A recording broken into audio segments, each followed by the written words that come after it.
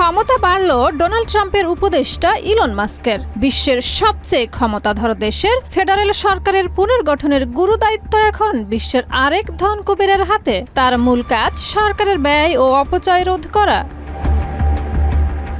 নির্বাহী আদেশে ফেডারেল সরকারের বিভিন্ন সংস্থাকে ট্রাম্প যুক্ত করেছেন মাস্কের দক্ষতা বিভাগের সঙ্গে। এর মধ্যে কর্মী ছাঁটাই ও নিয়োগ সীমিত করায় ট্রাম্প প্রশাসনের বিরুদ্ধে বিক্ষোভ করেছে ইউনিয়ন কর্মকর্তারা। কোটি মানুষের আস্থার ভালোবাসায় 11 বারের মতো দেশের 1 নম্বর রেফ্রিজারেটর ব্র্যান্ড ওয়ালটন। এদিকে ইউএসএআইডিকে দুর্নীতিগ্রস্ত ও অযোগ্য বলে মন্তব্য করেছেন ট্রাম্প ও মাস্ক। আর এ কাজের জন্য ইতিমধ্যে ডিপার্টমেন্ট অব গভর্নমেন্ট এফিসিয়েন্সি নামে একটি বিভাগও চালু করেছেন ট্রাম্প। বিশ্বের এই ক্ষমতাবান প্রেসিডেন্ট তার নতুন পদক্ষেপ ঘোষণা করেছেন, যেখানে তিনি টেসলা এবং স্পেস এক্সের সিও ইলন মাস্ককে আরও বেশি ক্ষমতা প্রদান করেছেন। এই পদক্ষেপের মাধ্যমে ইলন মাস্ককে নতুন একাধিক ব্যবসায়িক এবং প্রযুক্তিগত উদ্যোগে নেতৃত্ব দেওয়ার সুযোগ দেওয়া হবে।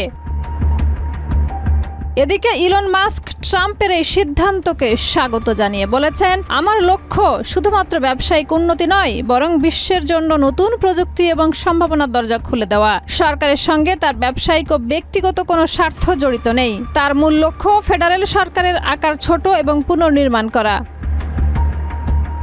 এই ঘোষণার পর অনেকেই মন্তব্য করেছেন যে এই পদক্ষেপটি আরও রাজনৈতিক বিতর্ক সৃষ্টি করতে পারে, কারণ ইলন মাস্ক তার বিভিন্ন মতামত এবং ব্যবসায়িক সিদ্ধান্তের জন্য আলোচিত।